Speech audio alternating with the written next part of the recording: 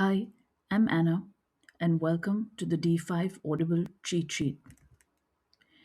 When the D5 specification talks about the beneficio, it is not talking about winemaking technique, it is talking about control. The beneficio is the system that regulates how much port can be produced in any given year, who is allowed to produce it, and from which vineyards. And to understand why this system exists, you first have to understand the structure of land ownership in the Douro. Land ownership in the Douro is highly fragmented. There are around 20,000 vineyard owners, and the average holding is just over 2 hectares. Most of these growers do not make port themselves. They sell their grapes to larger producers or to cooperatives. At the other end of the chain, there are relatively few producers.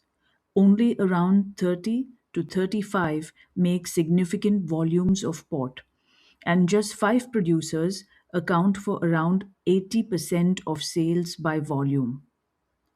The beneficio exists to manage this imbalance.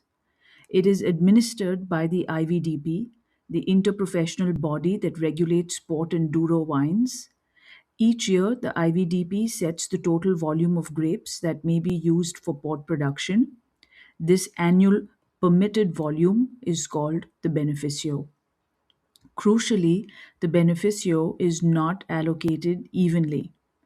Every vineyard parcel in the Douro is classified according to its potential to produce high quality port grapes. Factors such as location, altitude, aspect, soil type, and grape varieties are assessed.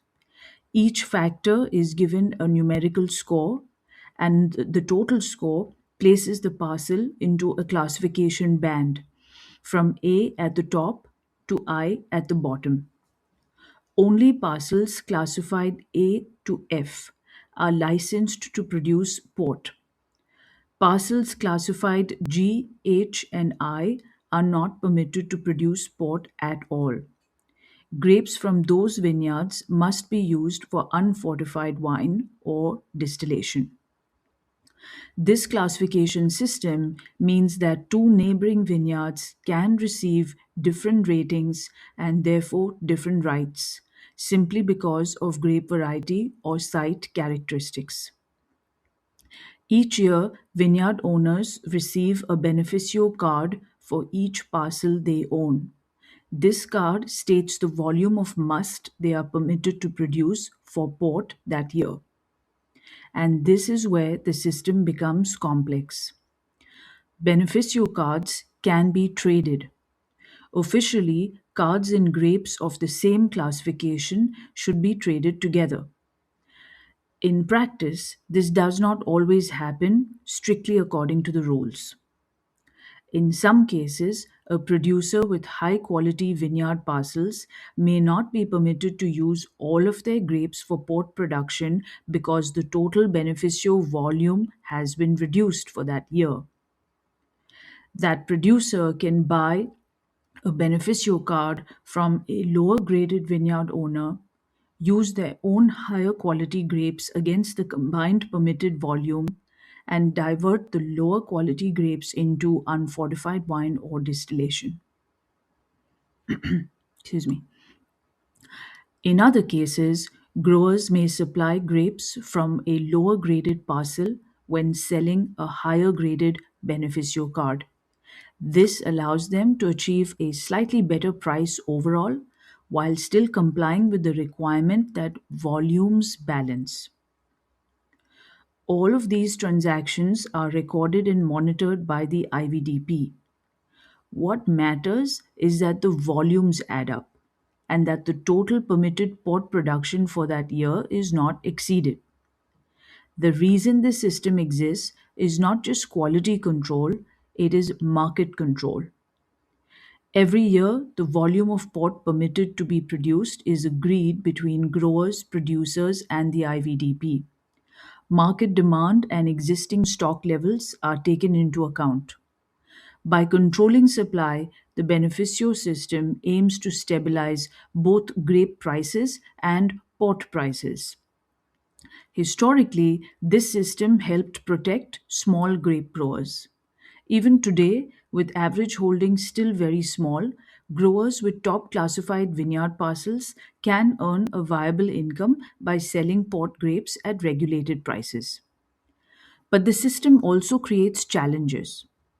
Since the late 20th century, sales of port have been declining in volume. To avoid oversupply, the beneficio volume has been reduced. At the same time, vineyard area in the Douro has expanded, and production of unfortified Douro wines has increased. Grapes not permitted for port must be sold on the open market for unfortified wine, where prices are determined by supply and demand. Oversupply has pushed those prices down. This has led to criticism of the beneficio system. Some producers argue that by paying artificially high prices for port grapes, they are effectively subsidizing the production of unfortified Douro wines while facing declining port sales. Others point out that the system, introduced in 1933 when the Douro produced only port, may no longer reflect the modern realities of the region's mixed wine economy. From a D5 perspective, this tension is central. The beneficio is designed to protect quality, control supply, and support small growers. But it also creates economic distortions and is increasingly debated within the industry. For the exam, the key insight is this: the beneficio is not just a volume limit, it is a licensing, pricing, and market balancing system that shapes who survives economically in the Douro.